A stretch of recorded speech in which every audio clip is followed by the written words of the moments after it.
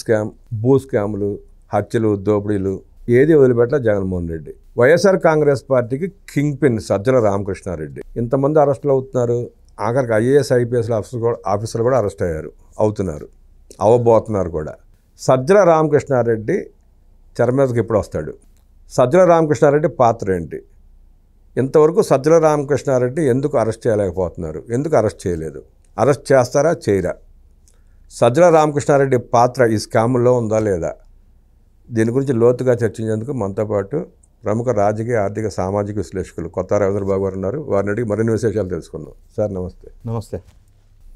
YSR Congress party అంటే సజ్జల రామకృష్ణారెడ్డి అంటారు, తర్వాత జగన్మోహన్ రెడ్డి పేరు బయటకు వస్తుంది. కాదు, ఇప్పుడు అరెస్టులన్నీ ధనంజయ రెడ్డి, కృష్ణమోహన్ రెడ్డి, ఆ గోవిందప్ప, ఈ ఎల్లప్ప వీళ్ళు వస్తున్నారు బయటికి. సజ్జల రామకృష్ణారెడ్డి జోలికి ఎందుకు వెళ్ళట్లేదు? అంటే ఆంధ్రప్రదేశ్లో వైఎస్ఆర్ కాంగ్రెస్ పార్టీ ప్రభుత్వం పరిపాలించిన కాలంలో సకల శాఖామంత్రిగా పేరు ప్రఖ్యాతులు గాంచిన సజ్జల రామకృష్ణారెడ్డి సకల స్కామ్స్లో కూడా ఉండే అవకాశం ఉంది కదా అనేది ఒక ప్రశ్న ప్రజల నుంచి ఉత్పన్నమవుతా ఉంది. మనం ఒక్కసారి పరిశీలించినట్టయితే ఇప్పుడు ఈయన మీద, సజ్జల రామకృష్ణారెడ్డి మీద ప్రత్యక్షంగా డైరెక్ట్గా ఇప్పటివరకు వెలుగులోకి వచ్చిన ఒక కేసు, తెలుగుదేశం పార్టీ ప్రధాన కార్యాలయం ఒకటి విధ్వంసంలో ఈయన పాత్ర ఉంది అనేది విచారణ ఎదుర్కొంటున్నారు.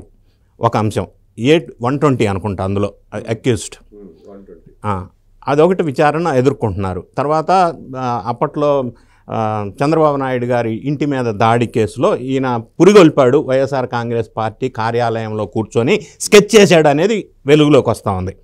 అయితే ఇప్పుడు అప్పట్లో ఉన్న మంత్రులు చేసిన భారీ స్కామ్స్ అన్నీ కూడా విచారణ స్థాయిలో ఉన్నాయి. అది భారీగా చెప్పబడుతున్న లిక్కర్ స్కామ్లో ప్రధానంగా 3 కీలకమైన వ్యక్తులు అరెస్ట్ అయ్యారు. అంటే కీలకమైన వ్యక్తులు అంటే ధనంజయ రెడ్డి, కృష్ణమోహన్ రెడ్డి, గోవిందప్ప, బాలాజీ. వీళ్ళ వరకు కేసు విచారణ వచ్చింది. ఇప్పుడు ఈ 3 నోరు విప్పి వీళ్ళు ఆ కోటలోకి సజ్జల రామకృష్ణారెడ్డి ప్రమేయంతో పంపించారా, డైరెక్ట్ బిగ్ బాస్కి కిక్ బ్యాక్స్ వెళ్ళినాయా అనేది వీళ్ళు తేల్చినప్పుడు ఈ లిక్కర్ స్కామ్లో ఈయన ఉన్నాడా లేదా అనేది వెలుగులోకి వచ్చే అవకాశం ఉంది. ఎందుకంటే సకల శాఖ మంత్రి కాబట్టి సకల స్కామ్స్ కూడా ఈయన ఇన్వాల్వ్మెంట్ లేకుండా జరిగే అవకాశం లేదనేది ప్రజల అభిప్రాయం. రెండోది, పెద్దిరెడ్డి రామచంద్రారెడ్డి చిత్తూరు జిల్లా పెద్ద ఆయనగా చెప్పబడుతున్న భారీ భూ స్కామ్. అసలు అమ్మో, ఆయన చేసినంత భూ కబ్జా బహుశా ఎవరు చేయలే. మరి దీన్ని ఇన్స్పైర్గా తీసుకొని సజ్జల రామకృష్ణారెడ్డి కడప చిత్తూరు హైవే మీద ఒక 63 ఎకరాలు ఫారెస్ట్ ల్యాండ్ కబ్జా పెట్టేశాడు. అది కూడా ఒకటి వెలుగులోకి వచ్చింది, విచారణలో తేలిన అంశం. నేనేమంటున్నానంటే వీటన్నిటితో పాటు in addition to this direct cases on Sajjala Ramakrishna Reddy, Peddireddy Ramachandra Reddy అంశం తీసుకుందాం. పొంగనూరు పరిసర ప్రాంతాల్లో 986 ఏకర్స్ ప్రభుత్వ రెవెన్యూ భూమి, అటవీ భూమి, దేవాదాయానికి సంబంధించిన భూమి అన్నిట్లో వాళ్ళకి అనుచరుల ద్వారా కబ్జా పెట్టేసి రియల్ ఎస్టేట్ వెంచర్స్ చేసి భారీగా వేల కోట్లు లబ్ధి పొందాడు అనేది ఒకటి వెలుగులోకి ఎట్లా వచ్చిందంటే, సబ్ కలెక్టర్ ఆఫీసులో దీనికి సంబంధించిన ఫైల్స్ అన్నీ ఒక దగ్గర ఉన్నప్పుడు అది ఫైర్ యాక్సిడెంట్ చేశారు. అది మొదట్లో షార్ట్ సర్క్యూట్ అన్నారు. ఎక్స్పర్ట్స్ కమిటీ వచ్చి ఇక్కడ షార్ట్ సర్క్యూట్ జరిగే ఛాన్సే లేదని చెప్పేశారు.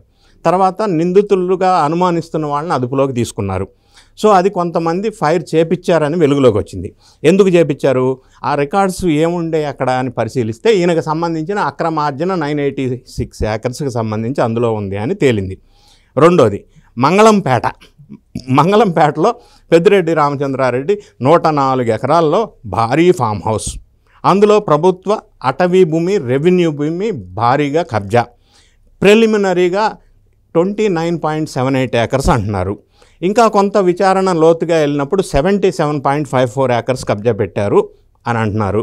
ఎందుకంటే వాళ్ళ పేరుతో ఉన్న రికార్డ్సు, వాళ్ళ ఎలక్షన్ అఫిడవిట్లో పేర్కొన్న అంశాలు చూసినట్టయితే వాళ్ళకి చెప్పబడుతున్న క్లియర్ టైటిల్ 23.69 ఏకర్స్. సో ఇది భారీగా అక్కడ కబ్జా పెట్టినప్పుడు పెద్దిరెడ్డి రామచంద్రారెడ్డి ఒక్కడే ఇండిపెండెంట్గా ఈ వెంచర్ హ్యాండిల్ చేసి ఉంటాడా, దీని వెనక సకల శాఖ మంత్రిగా ఉన్న సజ్జల రామకృష్ణారెడ్డి పాత్ర ఉందా అనేది తేలాలి అంటే ఫస్ట్ ఈయన్ని అదుపులోకి తీసుకొని ఇన్వెస్టిగేషన్ పరంపర ముందుకెళ్ళినప్పుడు తేలుతుంది. ఈయన దీంతో పాటుగా మంగళంపేటతో పాటుగా బొగ్గమఠంలో కూడా మళ్ళీ కబ్జా పరంపర. ఈ అన్ని అంశాలు ఇంత పెద్ద ఎత్తున స్కామ్ చేసినప్పుడు మరి సకల శాఖ మంత్రి ప్రమేయం లేకుండా, అప్పట్లో అంత ఇన్వాల్వ్మెంట్ ఉన్న ఆయనకి వీటిల్లో ప్రమేయం లేకుండా ఎలా ఉంటుంది అనేది విచారణలో తేలాల్సిన అంశం. తర్వాత కాకాణి గోవర్ధన్ రెడ్డి భారీ స్కామ్గా చెప్పబడుతున్న క్వాడ్జీ స్కాము. మరి అందులో అంత పెద్ద స్కాము డైరెక్ట్ జగన్ రెడ్డి గారి టైఅప్తో జరిగిందా, మధ్యలో సకల శాఖ మంత్రి పోషించిన ఈయన ద్వారా జరిగిందా అనేది కూడా వెలుగులోకి రావాల్సిన అంశం. ఇప్పుడు నిన్న ఆల్రెడీ జైల్లో ఉన్న వల్లభనేని వంశీ మీద ఇంకా కేసులు పెరిగినాయి. ఇప్పటికి ఇంకా 6 కేసులు పెండింగ్ ఉన్నాయి. ఇప్పుడు కాపులో పాలెం అనే దాంట్ దగ్గర 500 ఎకరాలు మట్టి అంతా తవ్వేసి తీసుకెళ్ళాడు, దాని విలువ 250 కోట్లు ఉంటుందని ఒకటి. తర్వాత దొంగ పట్టాలు ఇవ్వటం అనేది ఒకటి. ఇవన్నీ అంశాల్లో మరి సకల శాఖ మంత్రి శుభ ఆశీస్సులు, సపోర్టు, గైడెన్సు, అడ్వైజు లేకుండా ఇది కూడా జరిగే అవకాశం లేదు. ఇప్పుడు ఏ స్కామ్ పట్టుకున్నా, ఏ పెద్ద భూ కబ్జా తీసుకున్నా వీటన్నిటిలో కూడా వాళ్ళు డైరెక్ట్గా అంత సాహసోపేతమైన నిర్ణయం చేసి ఉండకపోవచ్చు. ఈయన పెద్ద మనిషి, అప్పట్లో అన్ని రంగాల్లో ఇన్వాల్వ్ అయిన మనిషి కాబట్టి ఈయన పాత్ర ఖచ్చితంగా ఉండే అవకాశం ఉంటుంది. కాకపోతే మీరు అన్నట్టు ఇప్పుడు మరి అందరినీ ఈయన దాకా ఎందుకు రావట్లేదు, ఈయన పేరు ప్రస్తావించట్లేదు అని అంటున్నారు. ఈయన దాకా రావాలి అంటే ఫస్ట్ వీళ్ళందరినీ పూర్తి స్థాయిలో విచారణకు వచ్చినప్పుడు చివరి ఆఖరికి ఎవరి ద్వారా ఎక్కడికి కిక్ బ్యాక్స్ బిగ్ బాస్ దగ్గరికి వెళ్ళి అనే అంశం వచ్చినప్పుడు సకల శాఖ మంత్రిగా ఉన్న సకల స్కామ్స్లో కూడా పాత్ర ఉండే అవకాశం ఉంది అనేది వెలుగులోకి వచ్చే అవకాశం ఉంది. దానికి కొంత టైం పట్టే అవకాశం కూడా ఉంది. విడుదల రజని నిర్వహించిన వైద్య ఆరోగ్య శాఖలో జరిగిన దోపిడీలో సజ్జలకు వాటా ఉంది. సజ్జల అండతోనే ఆమె విచ్చలవిడిగా దోపిడీ చేస్తుందన్న ఆరోపణలు కూడా ఉన్నాయి. విడుదల రజనీయే కాదు, గతంలో ఇప్పుడు కేసులు పరంపర ఎదుర్కొన్న వాళ్ళు అందట్లో ఉంది. విడుదల రజనీ హయాంలో ఒక అడ్వాంటేజ్ ఏంటంటే వైద్య ఆరోగ్య శాఖకి ప్రభుత్వ బడ్జెట్లో ఎక్కువ అమౌంట్ అలోకేషన్ ఉంటుంది. జనరల్గా ఎక్కువ అలోకేషన్ ఉన్న శాఖల్లో వైద్య ఆరోగ్య శాఖ. వీళ్ళు ఏం చేశారంటే వైద్య ఆరోగ్య శాఖలో ప్రొక్యూర్మెంట్స్, పర్చేజెస్ ఆఫ్ మెడిసిన్స్ ఏవైతే ఉంటాయో అవి ఎక్స్పైరీ డేట్కి దగ్గరగా డేట్లు ఉన్న మెడిసిన్స్ కొనటం వల్ల కమిషన్స్, కిక్ బ్యాక్స్ ఎక్కువ వచ్చే విధంగా ప్లాన్ చేశారు. అది ఒక విడుదల రజనీ మంత్రిగా ఉన్నప్పుడు ఆమె ఒక్కటే ధైర్యంగా ఇండిపెండెంట్గా చేసే అవకాశం లేదు. అందులో కూడా మరి అన్ని శాఖల్లో ఈయన వేలు పెట్టి అజమాయిషీ చేసి హ్యాండిల్ చేసిన సజ్జల రామకృష్ణారెడ్డి సపోర్ట్ లేకుండా విడుదల రజనీ కానీ ఇంకొకరు కానీ ఇంత పెద్ద భారీ స్కామ్స్ చేసి ఉండే అవకాశం లేదు. కాబట్టి అన్ని రకాల స్కామ్స్లో చివరి ఆఖరికి వచ్చేసరికి త్రూ సజ్జల రామకృష్ణారెడ్డి లేదు డైరెక్ట్ బిగ్ బాసా అనేది వెలుగులోకి రావాలంటే ఇవన్నీ కూడా పూర్తి స్థాయిలో విచారణ జరిగిన తర్వాత మనకు వెలుగులోకి వస్తాయి. అప్పటి వరకు వెయిట్ చేసినప్పుడు ఇప్పుడు ఈయన శుద్ధ పూస మాట కబుర్లు చెప్తున్నాడు.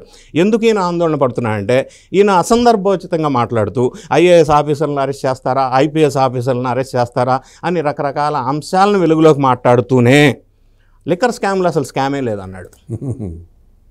స్కామ్ లేకపోవటం ఏంటి? ఎన్ఫోర్స్మెంట్ డైరెక్టరేట్ కూడా ఇన్వాల్వ్ అవుతూ ఉంటే అసలు క్యాష్ ట్రాన్సాక్షన్ అమ్మారు అంటేనే స్కామ్ కనపడుతూ ఉంది కదా. సో ఈయన ఆ సందర్భం, ఆ టాపిక్ మాట్లాడే సందర్భం కానప్పుడు మాట్లాడుతున్నాడు అంటే ఏమన్నా ఉలిక్కి పడుతున్నాడా?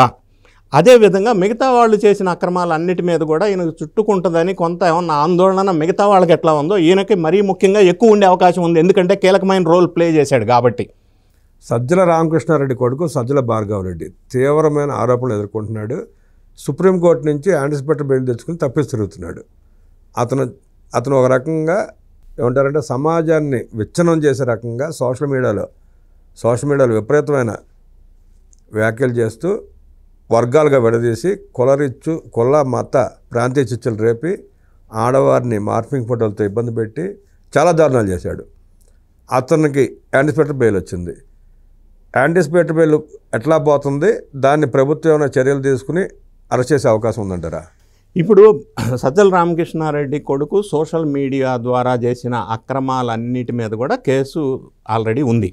సో ఈయన ఇదొక్కటే కాకుండా ఈ సోషల్ మీడియాలో ఆయన టీంలో పనిచేసిన ఒక 63 మంది పేమెంట్స్ అన్నీ కూడా గవర్నమెంట్ పే చేయలేదు, జగన్ రెడ్డి గారు పే చేయలేదు. అది వేరే డిజిటల్ కార్పొరేషన్ ద్వారా పేమెంట్ చేశారు. దాంతోపాటుగా సాక్షి మీడియాలో పనిచేసే ఎంప్లాయీస్కి కూడా గవర్నమెంట్ పే చేయలేదు, జగన్ రెడ్డి గారు పే చేయలేదు, భారతి రెడ్డి గారు పే చేయలేదు. అందులో కూడా వీళ్ళ ఎంప్లాయీస్కి పేమెంట్ వాళ్ళ ద్వారా చేపించారు. ఇవన్నీ అంశాలకి కారణం ఎవరంటే సజ్జల రామకృష్ణారెడ్డి కొడుకు. సో ఆయన మీద కేసు ఇప్పుడు బెయిల్ ఇమ్యూనిటీ ప్రొటెక్షన్ ఉన్నా కూడా కొంత పీరియడ్ వరకే ఉంటుంది. తర్వాత విచారణలోకి తీసుకున్నప్పుడు ఆయనకి మరి ఈ సోషల్ మీడియా ద్వారా ఆయన చేసిన అక్రమాలు కూడా పూర్తి స్థాయిలో వెలుగులోకి వస్తాయి. సో ఈ విషయంలో కూడా మళ్ళీ ఆయన తండ్రిని చూసుకునే కదా ఇన్ని విచ్చలవిడితనానికి పోయింది. వేరే ఏముంటుంది, తండ్రి ఆ పొజిషన్లో లేకపోతే ఆయన అంత ధైర్యం చేసి ఉండేవాడు కాదు. కాబట్టి ఈ కొడుకు విషయంలో కూడా మళ్ళీ అగైన్ సజ్జల రామకృష్ణారెడ్డి ద్వారానే ఈ కార్యక్రమం జరిగి ఉంటుంది. అందుకే ఈయనంత ప్రెస్ మీట్లలో ఎక్కువ సార్లు చాలా సందర్భాల్లో కేసులు అన్ని ఫాల్తు కేసులు అంటాడు. ఎక్కడ ఫాల్తు కేసులు? అక్రమ కేసులు అయితే గవర్నమెంట్ వచ్చిన 1 yearలో ఎంతోమందిని అరెస్ట్ చేసి ఉండేవాళ్ళు. చేయట్లేదు కాబట్టి లేట్ అవుతుంది కాబట్టి ప్రజానీకం ఆంధ్ర రాష్ట్రంలో కేసులు లేట్ అవుతున్నాయి, స్లోగా నడుస్తున్నాయి అన్న అభిప్రాయంలో ఉన్నారు. కానీ ఎన్డీఏ ప్రభుత్వం వాళ్ళు లీగల్ ఫ్రేమ్వర్క్ వెళ్ళాలనుకుంటున్నారు, ఎవరిని అక్రమంగా అరెస్ట్ చేయొద్దు అనుకున్నారు కాబట్టి స్లోగా నడుస్తూ ఉన్నాయి కేసులు. అన్ని కేసులు విచారణ స్థాయి పూర్తిగా వచ్చినప్పుడు మరి ఈ సజ్జల రామకృష్ణారెడ్డి చుట్టుకొని జగన్ రెడ్డి గారికి చుట్టుకుంటుందా, లేకపోతే డైరెక్ట్ జగన్ రెడ్డి గారు ఇన్వాల్వ్ అయ్యారా అనే విషయం తేలాల్సి ఉంటుంది. సకల శాఖ మంత్రిగా విధులు నిర్వర్తించిన సజ్జల రామకృష్ణారెడ్డి సకల స్కాముల్లో కూడా ముద్దాయ్యే అవకాశం ఉందని, త్వరలో అరెస్ట్ కాబోతున్నాడని, అరెస్ట్ అయ్యే ఛాన్సెస్ ఎక్కువ ఉన్నాయని విశ్లేషించిన కొత్త రవీంద్రబాబు గారికి ధన్యవాదాలు తెలియజేస్తూ నమస్కారం.